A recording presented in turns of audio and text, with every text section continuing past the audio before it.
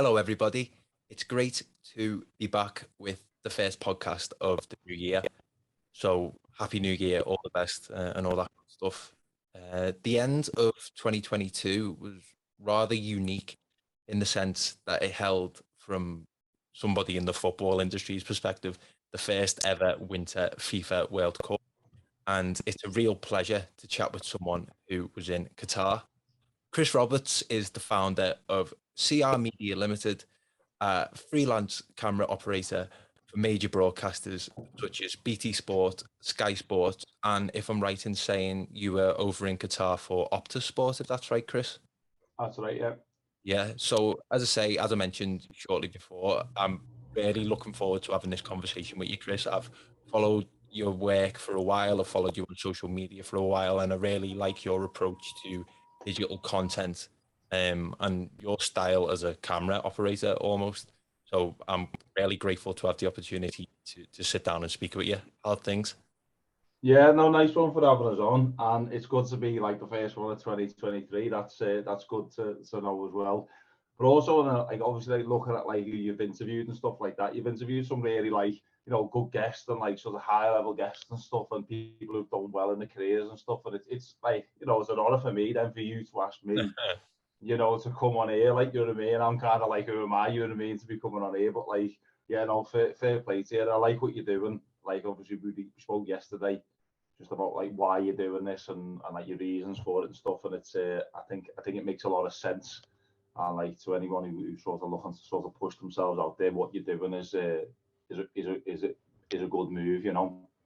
Thanks, man. I really appreciate that. And as I say, your journey, as we'll touch on shortly, has been a real sort of inspiring one to hear about. But I want to start things off by discussing your experience of the World Cup, which, as we know, was under intense scrutiny for many off-field reasons, but it went above and beyond in terms of the sport on display and delivered on some truly incredible moments.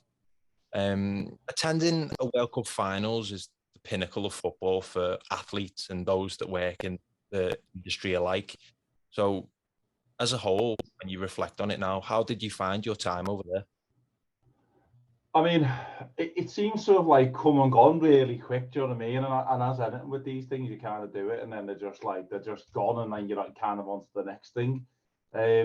But like for me, it was amazing just to get the opportunity to go. I did originally get the opportunity to go in the group stages, but it didn't really make sense for me to go at that time, given how much work I had in domestically at the time. But the opportunity then came in December, where it was a little bit quieter domestically. So I took that opportunity with Optus. There was a couple of things really, like obviously traveling, like and go even just for myself, traveling and being away for 3 weeks and being away from my family, even down to like shipping me kit across, sorting out the carnet, sorting out like, just a carnet, by the way, is like something that you've got to do if, but you take your kit, your camera, your tripods, your live views, all that type of stuff. So the paperwork and getting your visa sorted, you have to have like a hire card, the accreditation, just all that stuff for me, that was quite new. Like obviously I'm used to like doing it domestically, but it's all easier when you're doing it from home. When you're traveling, there's a lot more paperwork to go through. So that I found like initially quite overwhelming, quite daunting actually, in terms of sorting out. Now there's people that I know who travel all the time, and this it sort of becomes like second nature. And the next time I do it, it'll be a lot easier. But initially, that was like my first thought about going over, and it just being quite overwhelming. Have I got the right kit? Have I got the right accreditation? Is it, like my international driver's license, has that been signed properly? All this type of stuff. Just making sure you haven't missed anything. So that was initially like my first experience of obviously doing that. But being over there, it was great. There was obviously a lot of negative like press going over. I didn't pay too much attention to that, if I'm going to be honest. I just think like a lot of that type of stuff is like, the media, like they do it all the time. They just make news and they just want to, write headlines and stuff. So I was just generally just didn't pay too much attention. But when I went out there, I didn't get that vibe at all of any like negativity, and everything was really positive. And I loved it, to be honest. I loved every minute of it. It was it was an amazing experience from start to finish, just like going through that whole process, and obviously then like finishing off by like actually a goal in the World Cup final, which was, and I kind of went there as a fan as well. I was working the World Cup final before we actually went the game, and then I was working afterwards as well. But actually during the final, I was just there as a fan. So it was really like topped off by going that game, and yeah, it was just an amazing experience all round, really. Nice. So you saw the 3-3 between Argentina and France in the penalty shootout, yeah? Yeah, and Oh, it was mad really because I got a ticket like last minute for it as well. The guy I was working with, he's sort of like part of the FIFA family. He could get tickets for himself, but like he was struggling getting an additional ticket. So look, we've got to sort this. So I ended up just basically tagging on along with him when he went to get his ticket. So I just turned up randomly, just kind of as you do. Like I was just trying to blag it really, and then I got to the place and it was like the 6-star hotel, like a 5-star hotel, whatever. It was like a mad hotel there in Doha. And I got in there and it was just like this like black tie event. It felt so out of place. They had like Cafu was there, Ronaldinho and all them were there. It was just like, where am I here? But anyway, when we got to the ticket office, the guy said, yeah, there's 2 tickets there. Like, so he sorted me out literally last minute. The next thing I was on a bus going to the ground. And I was there at the match, man. I was just like, what is going on here? But yeah, so that was one of those sort of bucket list things. But just aside, like from sort of that, like that was a bonus to the work. But the work was great as well. The actual like doing the job, getting to go to, obviously the press conferences where like you've got like the world's media there. Like I don't know sort of how many like press conferences you've been to like domestically, whether it be like a football or boxing. But if you imagine what it would be like here, I say if you have done that before, it's like times 50 over there. Like the amount of like international media and international attention these events get is just like, yeah, on another scale, on another level. And it was great to be around that buzz as I getting a chance to like speak to different people from different countries and what they're doing, their ideas, and just from the networking side, it was great. But yeah, just being at the press conferences, training sessions, just being like stone's throw away from like the likes of Messi and getting to film people like that. It was pretty surreal, really. Yeah, so I'll say I loved every minute of it. Like, yeah, and I'd imagine having, my dad went to the 2006 World Cup in Berlin as a fan, in Germany as a fan, and went to the final in Berlin. And I know people in the media that have covered World Cups in the past, and somebody mentioned to me that you rarely get to see a host nation put on its best front or its best face almost. So everything is almost sort of amplified and accommodating. You touched on it a little bit there, but what was the setup like in a place like Qatar for a traveling member of the media? So the setup, right? So everything that they could do, like they could pay for, they did. So everything in that regard was perfect. Like the media center, the transport, anything that you could buy with money, it was done, and it was done well. Like even just like little things, like you go into the press conference and like the press conference would be in Spanish, and you get someone saying, "Oh, give us, your XLR cables, and we'll feed you into like an English translation one." So like your English translation was going directly into your camera while you were filming it. You didn't have to sync it up in post. Loads of stuff like that was just like really sort of like, it was great. But then there was certain frustrations where like, stuff that you can't basically stuff you can't buy, and stuff that only really comes with experience. So if you were to run a World Cup in, I don't know, like Germany, like you said, or in England or wherever, in France, places that have, football games every single week, Champions League games every single week, big events all the time, 90, 100,000 people saying up for matches. Like there's like, oh, what's the word? Like, but there's I don't know, there's like workflows and people know what they're doing in terms of the people on the ground, like they're used to it. Like the steward, I mean, the steward's not always the best, to be fair, domestically, but it's people are kind of experienced at doing these things. When you went in Qatar, sometimes you ask someone for like advice or where to go or where your pick up your tickets or where you go into a media centre or something, and they just wouldn't know. And it was little things like that over like the course of like 2 or 3 weeks that became a bit frustrating, actually, that the people on the ground really didn't really know exactly what was going on. But there was a lot of them everywhere, you know, whether it be like police or stewards or whatever.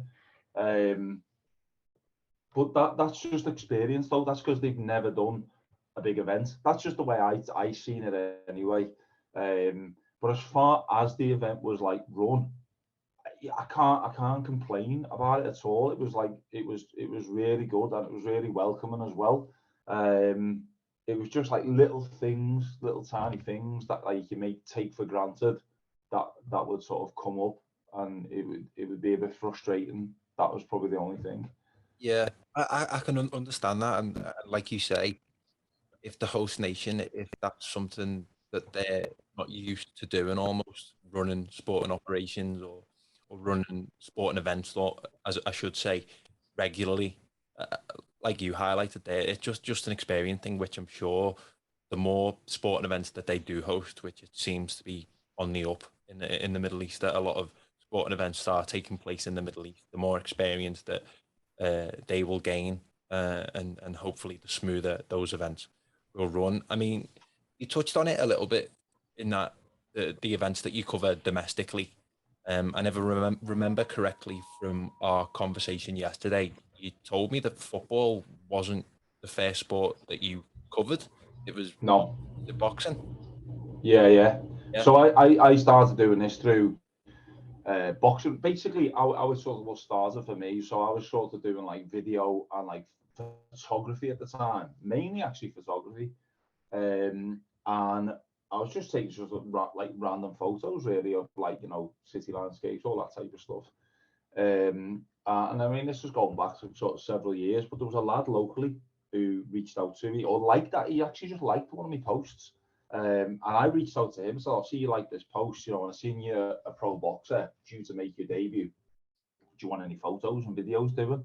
He went for it. I then met him, did some photos, and then it kind of went from there. He really liked them. They came out really well, and then obviously then you start like sending them to other fighters. Oh, I've done these photos with such and such. It's like his name is Jake Barton. Actually, I'm still in touch with him now. Really nice lad, and he's sort of progressed in his career as well, which has been great. But then you send it to other fighters, and then they sort of see what you do, and then you sort of kick on from there. And then I sort of found myself around sort of small hall shows, taking, you know, photos and doing videos from that. But then obviously at the small hall shows, you occasionally you'll get like the likes of like Box Nation, who barely sort of going anymore, but they'll be there, and then BT might turn up, or you'll get someone who's connected to one of like the media outlets. And just from there, I was able to sort of network my way through. So predominantly, really, in the first sort of couple of years, boxing was what I focused on, and that's where I sort of sat. I'm trying to actually move more and more, not away from it, but diversify myself as much as possible. Hence, going sort of the World Cup, doing more football, doing more UFC, doing more cricket and stuff like that, being more rounded in sports. But that's sort of how it happened. That's how I sort of ended up being in boxing. And for a good few years, I was doing predominantly boxing, which is an amazing industry to be in, by the way, because it's quite like, it's a bit like the Wild West in a sense. Like, it's not like any other, like you go to the World Cup or you go to a Premier League game, and like everything's like accreditation, everything's quite official. Where in boxing, like you can basically turn up at most people's gyms and like they would accommodate you, providing you weren't like an idiot or whatever. Like most of them are very accessible. You know, like you say for example, like a Liam Smith who's fighting like Chris Eubank in next week. Like obviously he couldn't go to the gym now. He's like, you know, fighting next week. But generally you could reach out to him on Instagram, you could go down to the gym, you could speak to his trainer, and you could probably get access to do some work with him at some point. It's really accessible. And that's what I found. It was like a real benefit to sort of be in that industry, get that experience, and work with high level athletes. So again, then you sort of start to find yourself working with the likes like Tyson Fury and people like that. And it's like, yeah, it's amazing just experience to be around those people, working with those people, creating content with those people. And that really gave me the basis then to sort of move on to other sports, which kind of I have done, and particularly in the last 2 years.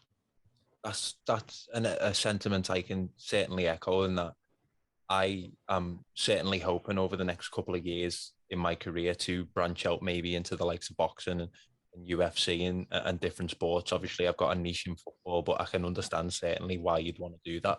I mean, you talked about how one of the key differences between football and the example of boxing is that sort of official accreditation aspect of it.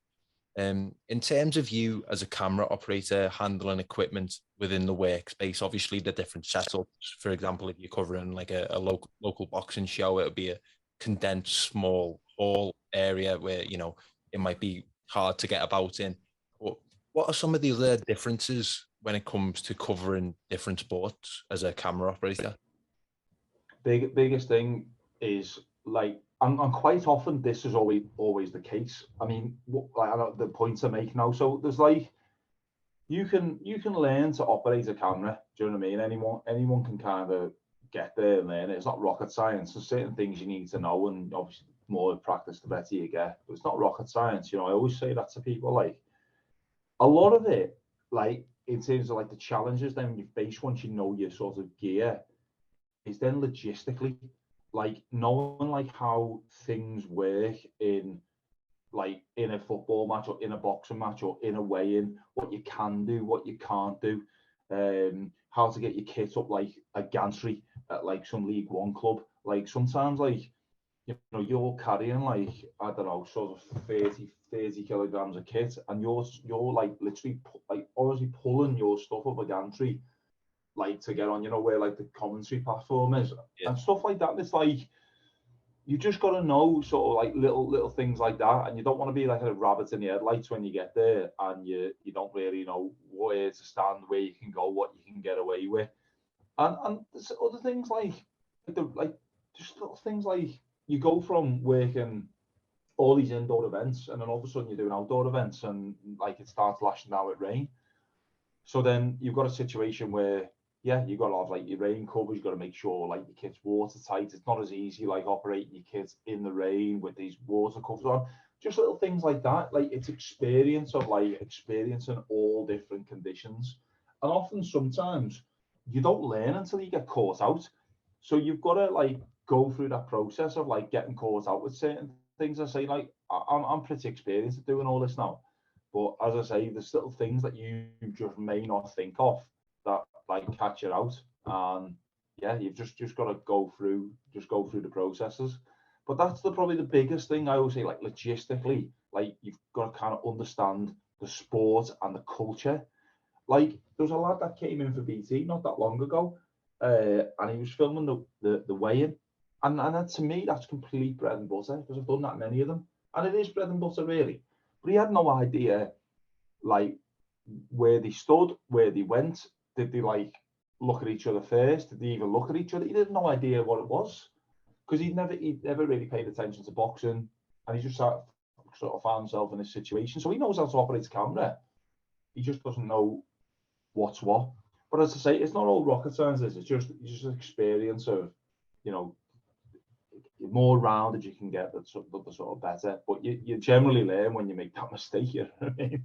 Yeah, definitely. So some of the fundamental aspects that I've just taken from that there is obviously learning from mistakes. I can attest to that. I think learning from mistakes is massive. You're not going to be perfect. You are going to have to learn from mistakes at different points of your career. I can definitely sort of agree with that. The experience and repetition, like it's just like reps, basically. Use the sort of example of being in a gym. You want to build muscle, repetitions, repeated movements, doing things over and over again. The easier they become. That is also true. And just on that little anecdote of being inexperienced in a certain workplace or environment, particularly in a sporting workplace or a sporting event, could you then say, especially if you want to work within the sports media landscape, that just a fundamental understanding and knowledge of the sport, what happens at certain events, is key for just sort of code of conduct reasons? It is key. It really is. So for that, it's key for that reason. Just sort of understanding like the culture of where you're going and where to be, that type of stuff. Like, you know what I mean? You wouldn't turn up at a Premier League match and just wander on the pitch. You know what I mean? Where like a boxing event, you can like, you get away with sort of standing on the edge of the ring. But it's like, yeah, so stuff like that, you just gotta be careful. But I think as well, it helps. Here I'm going to be an expert, but it helps understanding the sport as well. So I was always into boxing, so I used to go to boxing shows all the time. I used to I went to Tyson Fury Klitschko as a fan in Germany. Used to go watch Carl Froch over in Nottingham. So I knew boxing. I was like, what I knew. So even when I was reaching out to me, the original guy, going back to the very start of when I started, and I was taking pictures of the guy making his pro debut, like I knew it. I could speak to him on that level, and that transcends all the way up. Even when you're at like a Sky or a BT, you know the game, you know who's who. I see. I'm going to be an expert. There's people that know well more than boxing about than me, but it does help if you can just talk that language, if you like, and it helps again with like you mentioned on the phone, you sports Everton, you follow football. It just helps that you know that culture. Like I say, it's not because I've done cricket. I know nothing about cricket. I don't know massive amounts about UFC, but I've sort of done UFC. It's not like you have to, but you have to have an appreciation. And one of the biggest things I think that I love about what I do, particularly in sport, is I respect the sports people so much, like how much they dedicate like their lives to like everything they do. You hear it all the time about like people saying, "Oh, this guy's such and such," or "This guy's such and such." Like fans on the side. But when you sit down with people and you get to know them, you realize how much dedication like they put into stuff, and it's like I just respect that by default. They're just people. Yeah, they are just people, but they're so driven, like they're so focused, and the young men and women. So they're not like people like me who are like 40 and like, you know what I mean, like don't go out anymore anyway. Like they're in a situation where like all their mates are going out and they're like in the prime of their life, 21, like making loads of sacrifices to just be in the gym and stuff or to train, even younger sometimes. So I've just got a lot of respect, and especially the longer they go in the sport, the harder it is to maintain yourself at the top level. And yeah, I just respect them by default. So that helps me when I'm speaking to them and I'm dealing with them. Do you know what I mean? It just 100%. like I don't have to act anyway. Do you know what I mean? I just like, you know what I mean. It just works. I like being around people like that, and yeah, it just works. So that helps. I think if you were to go into it and you weren't asked about sport, you didn't watch sport, you didn't have like Sky Sports News on, or you weren't like asked about stuff like that, I just don't think you'd be that bothered. Do you know what I mean? And I just don't think it'd work personally. So yeah, I think you've got to be, whatever you do, whether that be sport or you can do like weddings and know everything about that culture. There's nothing wrong with that. But I would just recommend that whatever you do, you do know about it, and you're passionate about it. Actually, that's one of the things. Just a separate story on that. Shuri, if I'm waffling on. No worries. When I very first started, I got a job doing something for RBS up in Manchester. And before I kind of started doing the video side of things, I had like a corporate job for a long time, working in an office and stuff like that. And I got this job filming at the RBS head office, and I got in there, and it was just like I was basically filming a place where I used to work in, that same culture. And I just thought to myself, like, if I'm going to do this, I'm not going to film anything like this. I need to, there's nothing wrong with filming anything like that. If that's how you make a living, like, honestly, there's nothing wrong with that. But for me, I just thought I cannot leave that sort of like 9 to 5 job and go back filming people doing 9 to 5 jobs. That weren't going to happen. So yeah, that's kind of like, as I say, the point I'm getting at, like, I gravitated to the boxing and the football, and like everything else I've done just through the passion I have for sport. Yeah, 100%. And I mean, after this question, I want to talk about, because you mentioned yesterday when we were speaking over the phone that you had a sort of particular inclination and vision regarding digital content and podcasts, and you drew particular inspiration from Gary Vee, which I think anybody in this space has been touched by sort of the motivation of Gary Vee in one way or another. But one of the things I wanted to touch on, particularly you saying that in terms of wanting to make that shift into sport, do you think, I would always say there's just something about being from Merseyside and that sort of connection to sport that is a little bit different to anywhere else. I mean, I've been very lucky, particularly last year, in that I visited some amazing cities across Europe. But just in terms of the sport and culture for both, in particular for me, combat sports and football, Liverpool is really unique in that sense. Would you say that is what's played a huge part in you wanting to focus on sport?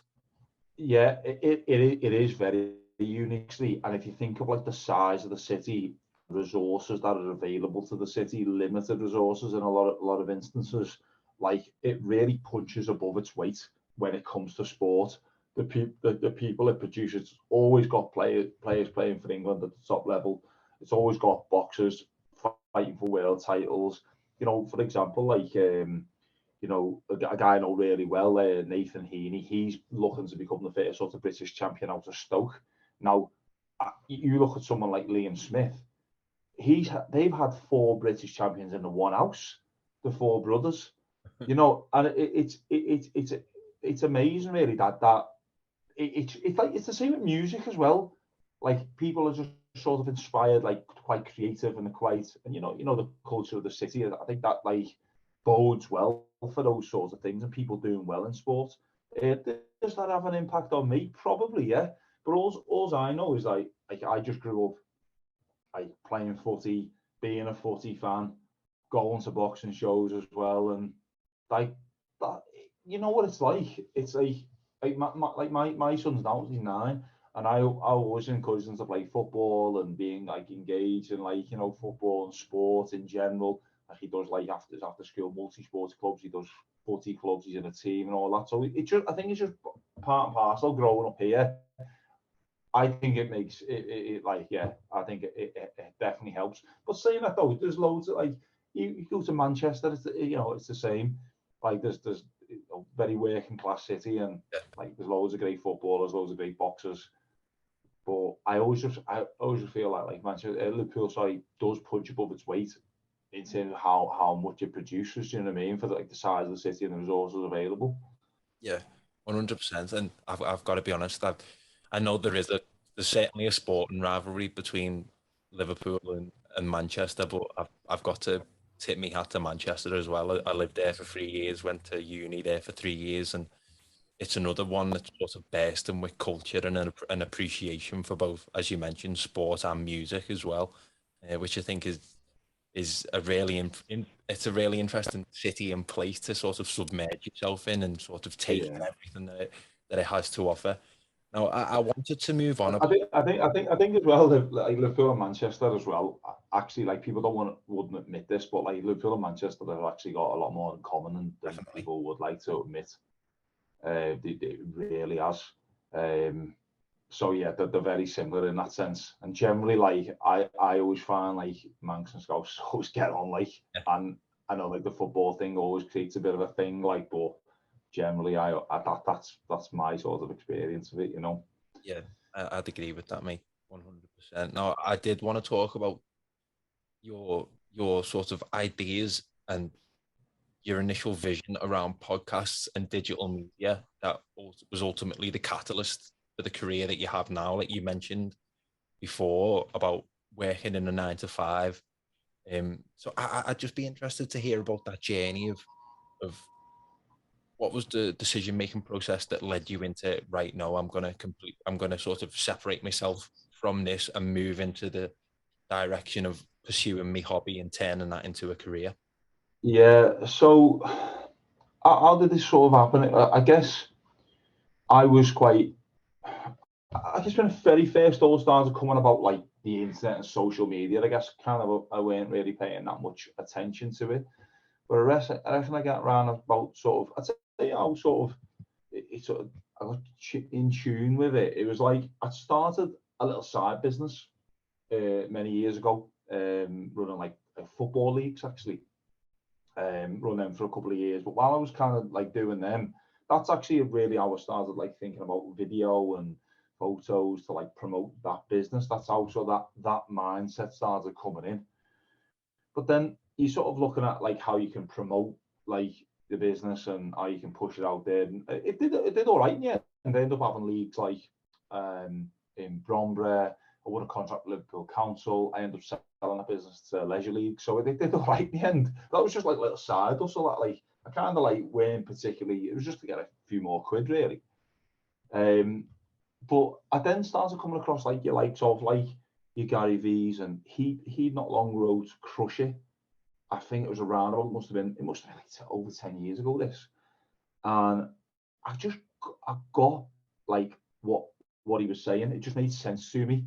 Like for like a company to sort of take control of its like own narrative and not sort of rely on like your traditional sort of outlets like your Skies or like your I don't know your newspapers, your Echoes and stuff like that. People now have the opportunity to like actually have their like own input or output about like their own businesses and what they were doing and share their own stories.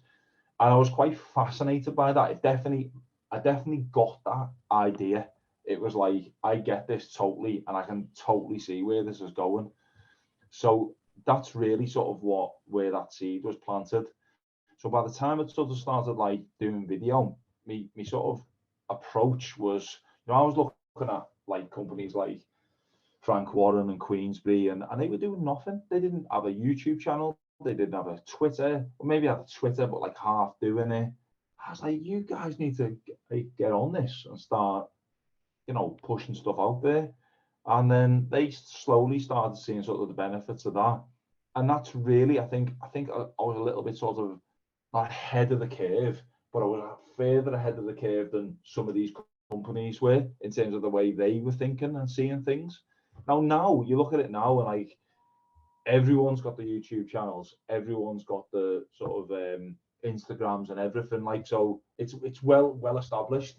But I felt like the timing of when I sort of arrived into it and was trying to make a career out of it, the timing was quite good for me actually. So it allowed me to get in. But I just got the concept of like pushing your own content out there. It made sense to me.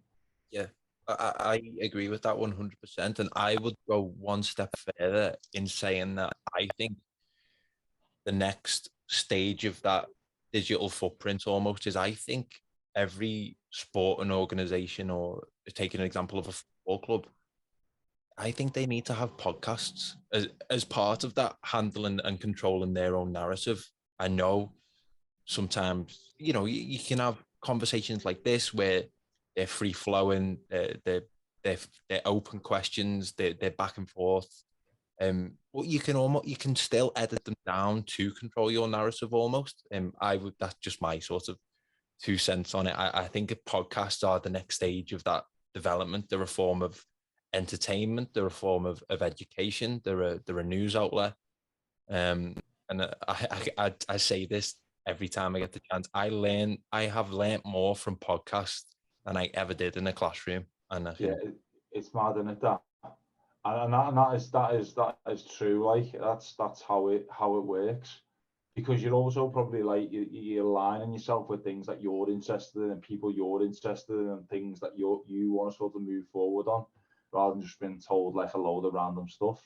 But it's like, and also what I liked about it. So when IFL first dropped, and again this was around that time, I was like, I mean, I watch a lot less of it now because I'm just in the business, and you don't want to like over sort of consume it yourself. But when I was like sort of still a fan of like boxing and like and not working in it, I used to watch like every IFL video. I don't know whether you know IFL, the channel, the Coogan Cassie, it's the boxing yeah. channel. But what I was amazed at and what I noticed straight away is like the personalities of the fighters coming through straight away. There was no like, let's try and position this fighter like this, or let's give you a tiny few quotes from the. It was just like all out there, and I think that's why like people like Tyson Fury and stuff like that have done so well, like because they've got such big personalities and they're not afraid of like putting it out there. I mean, I know like people have the criticisms of him, like, but his personality is so big and he's so confident in putting it out there that like I think he's really sort of benefited from this like modern day culture, if you like, of like, you know, more transparency with people. I do think football would benefit from that still, you know, from showing more transparency. They are trying to get better with it, but they do struggle with it. You know, just being more transparent. I think the players themselves are probably more transparent than the actual clubs, but I think they just need to show more, personality, because, you know, from a personal point of view, if I went and did an interview with them for Sky, for example, like what they say is the same stuff all the time. It's stock answers, and it's just it is like it's not necessarily. I don't be critical like a client to work with, but like the content is it's always just very controlled. That's not necessarily from a Sky point of view. It's maybe the club dealing with Sky, and you know you'll always have a media manager. And players always the players and media trained. Don't say this, and don't say that, and if you don't know how to answer this, go round, like say it like this, right? You get a lot of that. But saying that, do you know what I mean? It's like sometimes you do get people who are a little bit more transparent, like someone like a Jack Grealish who I've worked with, and he's crackers, you know what I mean, in terms of like his personality and like how he comes across on screen. He gets a lot of criticism though for it. That's what I don't get. Seems like a lot of hate him, but I think he's all right. You know what I mean? But I don't know. That is, I would say that's a byproduct of the social media and digital age. Everything gets criticised. It's just a matter of just on a side note, you mentioned Tyson Fury, and you've also mentioned that you were a big boxing fan. Where for you does Tyson Fury rank in the greatest heavyweights of all time? I mean, right now I think he's number one. I think he's been number one for ages. Like no. I mean, if you're saying like Ali, Tyson, Rocky Marciano. I think it's too hard to like sort of like say. I mean, if we stick modernish, like I think he beats Mike Tyson. Do you know what I mean? Like that, I do. But I do love Mike Tyson. Mike Tyson. Do you know what? Like Mike Tyson actually is somebody who his content is brilliant. Yeah. And he really sort of shows how, you know, he doesn't necessarily articulate himself the best, but in terms of his mind, like he's a great thinker. Yeah. And he's someone who's really he's benefited from this world. Yeah, like showing who. Yeah, well, when I kind of can and when I do and when I see him, I think like you're brilliant. Like, no, it's class, isn't it? But where would I put Tyson Fury? Like, I don't know. Right up there, do you know what I mean? It's hard to say though, because you know that era of like Ali. You know what I mean? Ali's like 6'2", so you know he fought like Tyson Fury. I just don't know. Just it'd be too hard. But obviously people were like smaller back then and weighed less, like 15 stone and stuff like that. Like Tyson Fury's like coming in 18 stones, 6'7" or 6'8" or whatever. It's like, I don't know. I just don't think you can sort of compete with that like modern generation. But I do think actually someone who's a problem potentially for anyone at the minute. I think Tyson Fury is number one. I think it'll be time number one. But I think who is potentially a problem goes under the radar. Joe Joyce. I think he's a real problem for people. I'm like massive. Like I think he beats everyone, maybe except Tyson Fury. But if I was Tyson Fury, I would want to fight Joe Joyce. But yeah. But Joe Joyce is getting on a little bit, but he's a real problem. Oh, we certainly are. We're going through a decent time, especially for British boxing, I would say. And you know what? It's been going like this now for a good 10 years. You know, if you think about like who's kind of come through, like Carl Froch, like the Gale, and all like even like the sort of that generation sort of moving on, and you know, there's a lot of big sort of fights then, and now it's kind of coming to the Joshua era. And it's amazing, really. And I don't know whether it'll carry on, but the last 10 years have been brilliant, and I've kind of benefited from that growth. And I think it's more mainstream now, boxing, than it ever has been. You know. Yeah, I would say that, but in a sense, and I think this would be an interesting conversation to get into with you. Although you said you're not into it as much as you boxing, which I guess I can understand. Everybody has their own preferences, but the media strategy and approach of the UFC is something that I have a lot of admiration for, because how the Fertitta brothers and how Dana White has essentially positioned UFC in terms of their media, digital media strategy and approach, how they approach every platform, Instagram, Twitter, Facebook, YouTube, podcasts, those sorts of things. They have almost blown every other competitor out of the water. Like, oftentimes people that aren't into mixed martial arts may just refer to it as UFC, which it just goes to show in terms of the organization, how they champion the sport almost. What have your experiences been like of working in the mixed martial arts space? UFC is unbelievable, and I've done a couple of their events, and they run like clockwork. You know that thing I was telling you before, like with Qatar, like everything you could buy, they would work, but it wouldn't quite run 100%. Theirs runs 100%. Like it's brilliant. You're really well looked after. All the fighters come out after the fights. They're all available for questions, and they go, and the next fighter comes in. They provide food for you. They put the screens on in the media room and everything. It's great. Everything from like their open workouts, everything's just big. It's like a bit like a circus, though, the way they travel like a circus in a sense. So they won't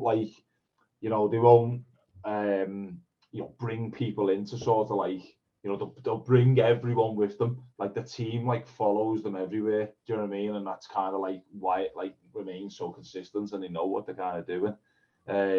UFC is amazing though, from like a setup and the fights they make and the narrative they do. It is brilliant. Yeah, but it still doesn't generate. Those tough fights still don't generate the money. Like the Joshua fight, they still don't generate Joshua like money fights and stuff like that at that level. They still don't do that. But generally, like there's a lot of money floating around, and it is very competitive, and it's a good model.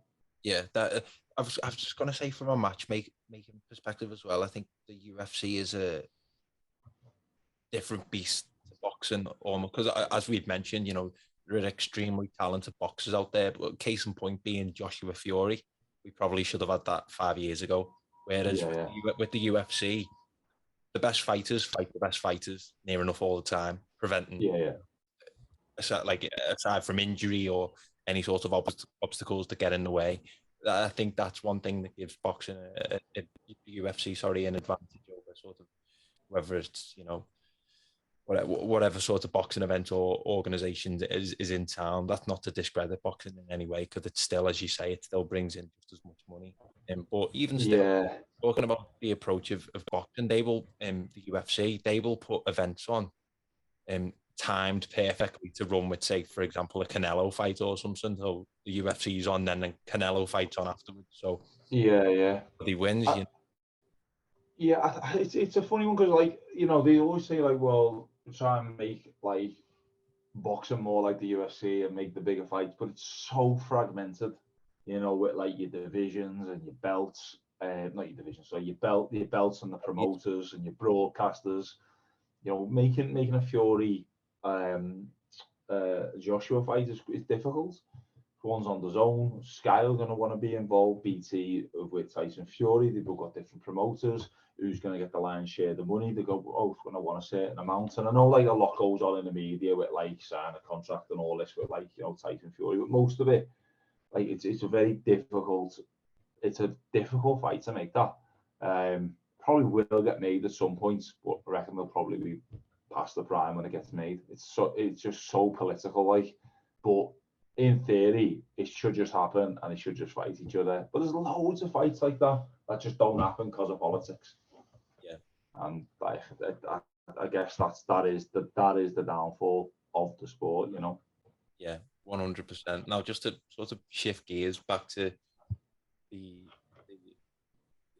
the professional aspect of it, and working within the industry as opposed to the industry itself, and the sport itself. One of the things I am developing a huge admiration for is freelancers that have done well for themselves. Like when I left uni, I never envisaged myself going into the freelance market, but because of the pandemic and COVID and things like that, the opportunities that have presented themselves have just ultimately led me into being a freelancer in different capacities. And Yeah. I'm learning so much. For example, when I'm with ITV, I go out on OBs, and I'm learning more and more about the importance of the different roles and the moving parts of a broadcast, which of course include cameras and the wizards such as yourself that use them and that are behind them. Now I'm one of those people that it's a good way to describe it. You mentioned it before, almost being like a rabbit in the headlights. I've always got that growth mindset of whatever I'm put in front of, I am a quick learner in that I will apply myself 100%. But in terms of technical equipment, I know that if I was to use a camera, I'd want to use it to the best of my ability. Like I see work such as yourself and different broadcasters and see the quality of it. Like I'm also a huge film fan as well as alongside sport. So I look at like film directors, their specific style, their shot types, their composition of shots, you know, how they compose things. And I think all that combined and the respect that I have for, you know, the profession in of itself, in and of itself, freezes me up a little bit in that I'm not a cameraman by trade. I know I'm still young and I could learn it, and I may well be. Yeah. But I'd be interested to hear from you. What effectively drew you to the camera, and how did you build your skill set to what it is today? So I started, the very first thing I filmed on was my iPhone.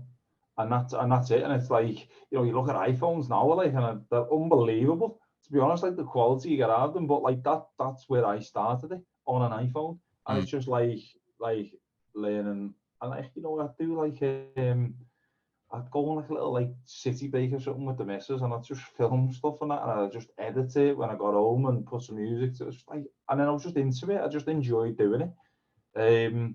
That's like taking it right back. Do you know what I mean? But then you sort of like, then you just keep developing, and then I bought like a little tiny like Nikon camera, and then I bought like an A6300 Sony, and then an A7 III, and then an A7 IIIS, and then an FX6, which I'm using now. And it just all sort of like, it naturally progressed because I was just into it really. But it is a journey. I think to sort of say, oh, you know, it's like I love like looking at like certain designs and stuff, and I see people doing mad designs, but I know like I'm not gonna have like the patience to like learn how to design that type, like, like all these mad promo posters and stuff. I just wouldn't do that. And I think as it's kind of like gone further on in terms of what I've realized what I'm good at, like I'm even now, like at one point I was editing as well, but now I'm moving away from that just to go further, you know, towards more just doing video and just being that person. So I guess you can, you know what, you can toy with anything like video or design or anything. In this day and age, you can toy with these ideas and try them for next to nothing. Like, you haven't got to go out and buy a £8,000 camera with a £2.5 grand lens and a 1,500 quid tripod. Like, you just haven't got to spend that money to do it. You can start really, really cheap, and in fact, you can get some incredible results for not a lot of money.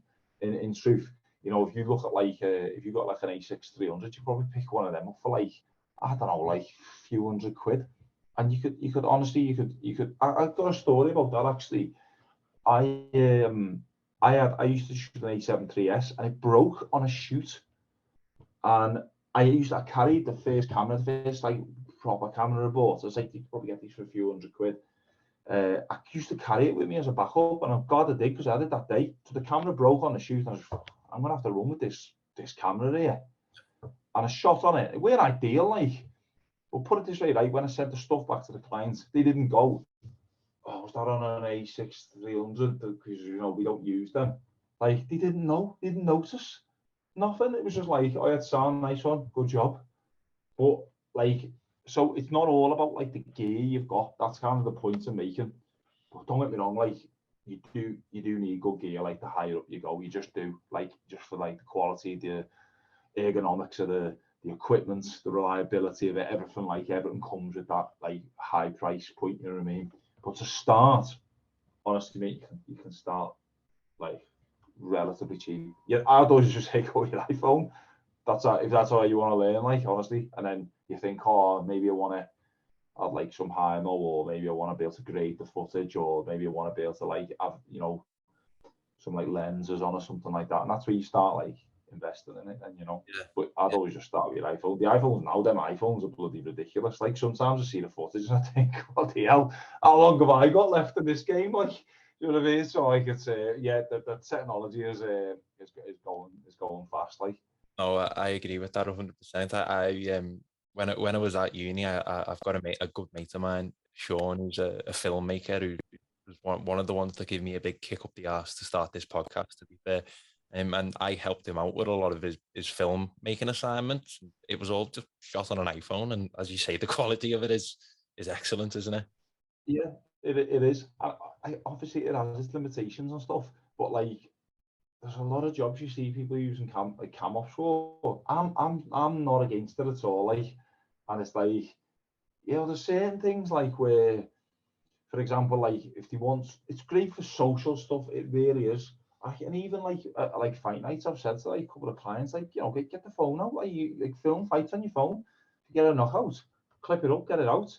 Like, don't don't think it's on a phone. Like, it's because the thing is, when something happens like a knockout, you want that out fast, faster the better. Now, obviously, if you're filming on a camera, you then got to get the card, you then got to go through the files on a card, then you've got to, like, edit it, then you've got to export it, then you've got to put it on the phone. There's loads of, like, faff that comes with having, like, a camera. But if you've got, like, an iPhone, which is decent, get it, and it's just for social, get it out. The only disadvantage of using it is you're not going to get much evergreen content out of a phone. Do you know what I mean? You're not going to get content that's going to last forever. Like, I could get, like, a really cinematic shot of a knockout, and then that's a cinematic shot of a knockout that could be used on Sky, BT, like, that could be used all over the place, on TV, on cinema screens, whatever you want. You know what I mean? They're not going to use something that was filmed on a phone. Just not. Just won't. So there is obviously advantages of filming on a camera, but, like, there's nothing wrong with filming on a phone. Like, No, absolutely not. 100%, and especially tying into the social media aspect of things. Like, you see now, if, for example, if a goal scored at a football game, from photographers at the game, you'll see clubs and governing bodies have a social media person with an iPhone or a phone standing behind the goal to capture the goal for social platforms, for an Instagram story, for Twitter, So Yeah, honestly, like, we did that Liverpool game. It must have been against, I think it was against Spurs. It might have been City or something. I can't remember. That was last season, and I think Salah scored, and he scored, and so the social media person was next to me, and he come and celebrated right in front of us. Like, I'm talking, like, 2 or 3 yards away, and she had it on the phone. She had the goal on the phone and that on the phone, and it looked unbelievable. Like, it really did, and that went out and that did well. So I would never frown on it. Like, but again, there's a lot of limitations on it. Like, but again, so I go back to the original thing. If you want to start, and if you don't like it, just bin it off. But I would just you're young enough to sort of do that. Do you know what I mean? But then it's like, yeah, I just, if you like something, you're passionate about something, you enjoy it, and you take to it, like, stick with it. Like, definitely. So, and I did want to touch on is that you mentioned there that if you capture a cinematic knockout, as you put it, on a camera, a decent piece of equipment that can be used by a multitude of high profile broadcasters, as you were, for their platforms, or for whenever they're sort of airing a program. And one of the things I wanted to ask about is the sort of approach for YouTube content, one of the things that springs to mind that I've seen that you worked on No Filter before for BT Sport. Yeah. I don't know whether it's a lens that they put over or the certain shot types that go for it. There seems to be something particularly unique about that. I don't know whether it, like we were talking about before, whether it captures the personality of the subject a lot more. So do you find that working for different broadcasters, they have different expectations for you, different, or it depends on the assignment? Yeah, the job will always be different. So like if you do like a sports news piece, like that they won't want that to look like particularly cinematic. They'll just want it to sound good, be lit good, and just capture what you need to capture, but like being like an interview or something. But like for something like No Filter, there's a real element of creativity that goes into that. Like they want it to look and feel a certain way. And you're shooting on like lower frame rates, you're shooting slow motion in times, the way you grade the footage will be different, the way it'll have a more cinematic look to it, it'll have a closer up feel, it'll have just a bit more of a personal feel to it. But a lot goes into those pieces actually, because it's generally going to be, if you were doing a football match, you'd have someone behind the goal. You'd have someone behind both goals. You'll probably have someone in the stands. You'd have someone probably outside the ground. Like there's a lot of resource. Like you're probably looking at like a team of like 6 or 7 to actually produce one of them.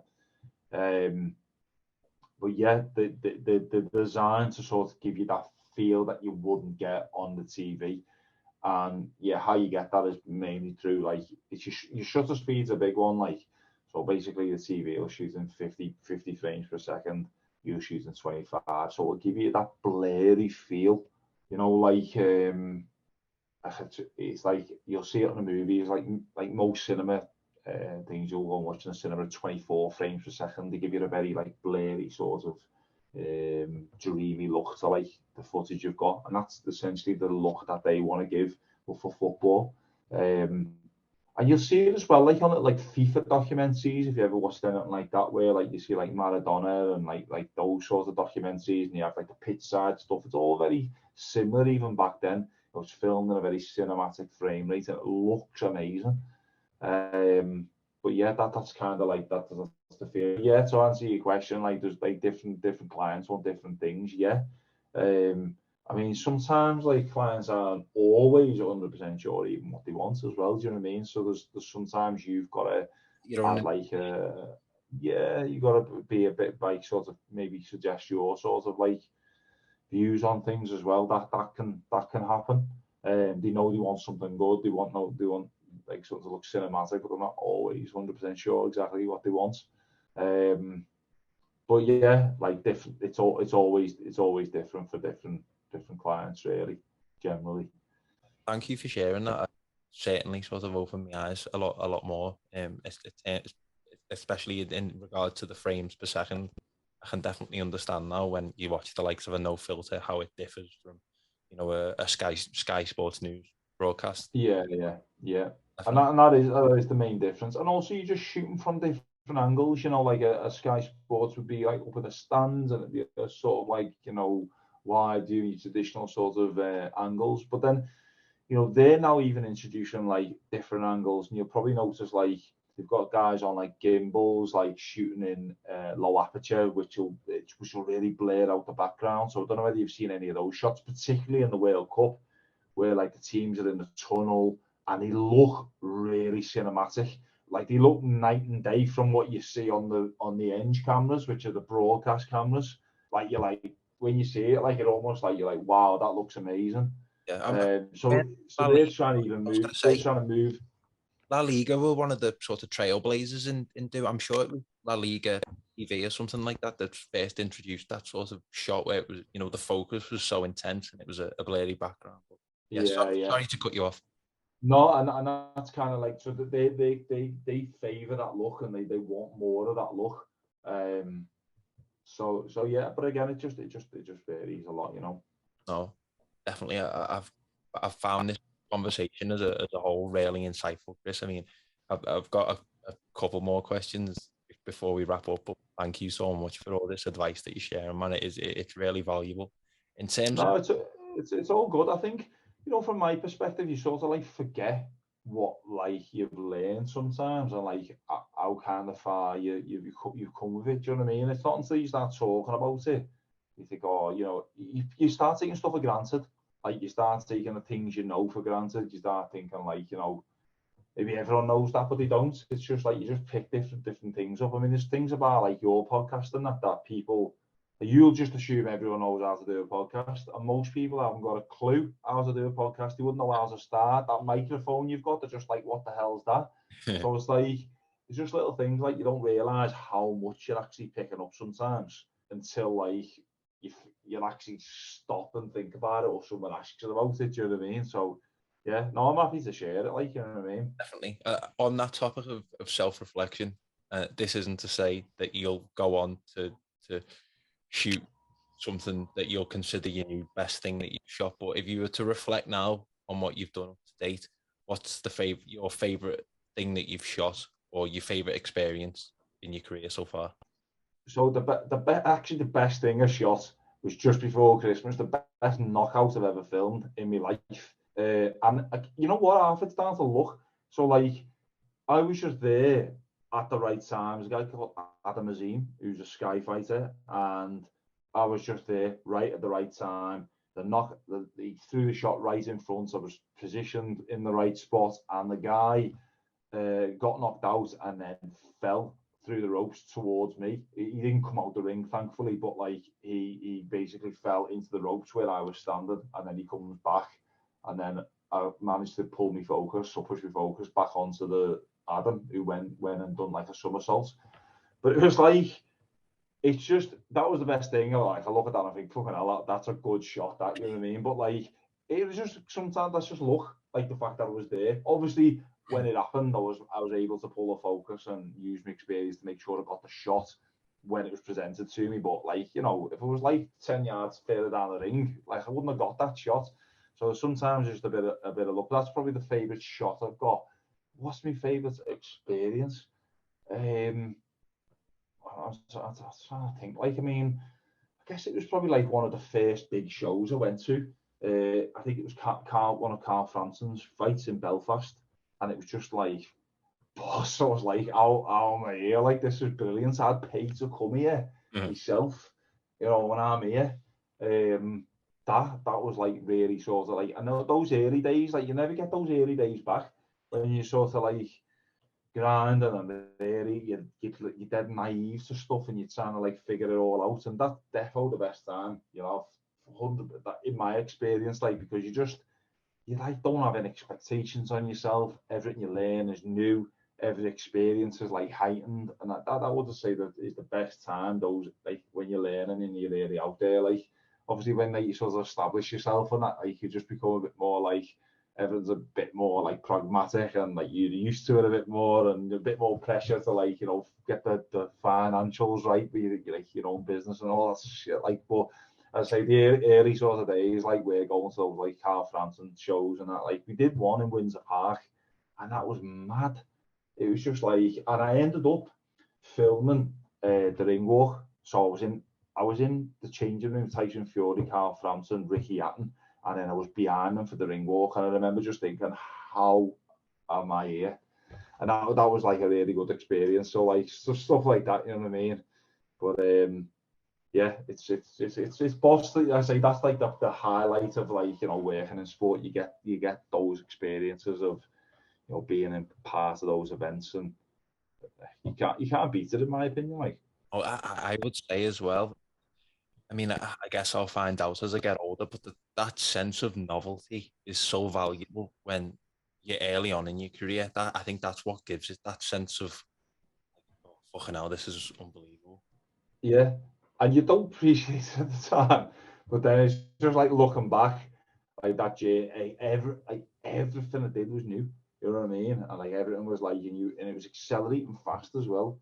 So it was like, yeah, but it's just yeah, you got to take a moment for those things. But I could say that's the best thing. Like, but I say you're quite young, aren't you? In your obviously you're starting your career and stuff, but I know what you mean. Like when you were saying, oh, like what you exactly want to do, which way you want to 100% commit to. It's a bloody nightmare, isn't it? When like your head's in that sort of space. It's good in a lot of ways because it's exciting, but it can be quite overwhelming as well. Like to be like, oh, should I do this and should I do that? And I have it even now. Like what sort of like projects should I like head towards, or what should I try and get involved in? Should I try and do this? Should I do more like documentaries? Should I do more live streaming? Should I like stick with like the events, and should I try and get a bigger team and all these sorts of things? You're like, you know, what one should you're always going to have options in front of you. But I think the most important thing is like try and stick to one, because the easiest thing to do is like, I think anyway, like where like you might oh, I'll do this for a bit, and then gets a little bit hard, and then you go, oh, I'll try something else now. Like you've always, if you don't stick with something and push through like all your failures and all your setbacks, you'll just never learn it. And I think too many people like just half jib it too quick, you know what I mean? And you just got to stick with it. Like, but I say I had a podcast at one point myself, saying TXP, and like I just in the end found it's like too much work, but I so get like the benefits of doing this and sticking with it. Like, and it's but like, if I had to stuck with that, you know what I mean, I'd have had something like quite reasonable now, you know what I mean. But it is what it is. But it's yeah, you got to kind of stick with stuff, you know, even when it starts wobbling a little bit, you know. Definitely, mate, 100%. And I mean, I'll talk to you a little bit about the world of podcasting once we finish recording, because there is something that I do want to mention to you. But to round off the podcast, you touched on it a little bit there. But if I was to put you on the spot and say, if there's one piece of advice or rule of thumb that you've stuck by for your career that you would pass on to others who are earlier on in their careers wanting to break into the industry, what would that be? It just sounds dead easy, this, but and it's not easy thing to do, but like it is, just simplify it really. Just have a goal, stick to that, and then just work to it. Try and plan backwards of like what you want to achieve, where you want to go, and just work towards it and follow like your passion. That's all I'd say. But again, it sounds like, oh yeah, just do that. Like it's dead easy. It's not really, because you always like have different things that come up, whether like professional things or personal things. But I just say follow sort of your dreams, and don't get caught into like this world of like, you know, normality. And that's because I sort of fell for that trap, do you know what I mean, early doors of like, you know, coming out of uni, what you now do, you go into a corporate job, and that was literally like my way of thinking. And I'm not like knocking anyone who thinks like that's just like, I think lots of people who go to uni think like that. It's just like, yeah, we'll get the corporate job, we'll go and work for a bank, or we'll go and do this, or we'll go and like get on a graduate scheme, and before you know it, you're in this sort of cycle of like just earning and working a 9 to 5, and it's hard to sort of stay away from that, especially when you maybe see people earning and you're not earning. Because initially, like, and you'll know yourself when you start like things, you do a lot of you do things for free sometimes, you know what I mean? And it's like you're just doing it for like the opportunity, when you might see like someone else who you graduated with now earning like X amount, and you're like, fucking hell, you know what I mean? I could do with some of that. But it's like you've just got to stick with it. Yeah, and you know what, another thing, don't undervalue yourself. That's something I see a lot of, people undervaluing what they bring to the table and doing things for too cheap. Just like know what you're capable of, know what you bring, and have confidence in that, and that'll really help you like build a business. But that's again going back to like being a freelancer, learning how to be a freelancer, just like, yeah, and dealing with the ups and downs of that, you know. So it's like there's a lot of things to sort of take on, but I would just say, yeah, just find something that you're passionate about and stick with it, and I believe it will work out if you do that regardless. So Chris, I have loved this conversation. Thank you so much for taking the time out of your day to speak to me, man. No, that's all right, lad. It's good. It's been good. As I've mentioned to you, mate, there's something unique and very valuable to me for having the opportunity to sit down and talk to people that are like-minded. I'm sure you can agree. There's not very many people that you come across where you've got sort of common hobbies, common interests, and have a similar vision almost. So, and even the differences are interesting to hear from, because they only add to your vision and how you see things. And as I mentioned, or you're always learning from things. So even throughout this conversation, I've learned so much. And as I say, I'm very grateful for that. And you're more than welcome to come onto the podcast in the future.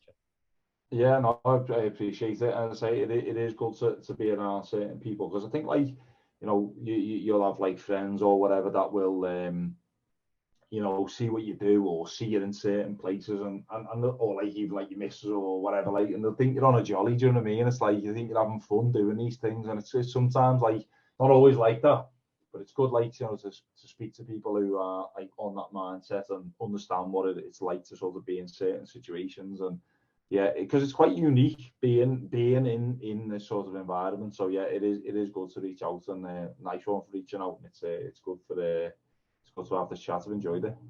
My pleasure. Thank you, Chris. Nice one, lad.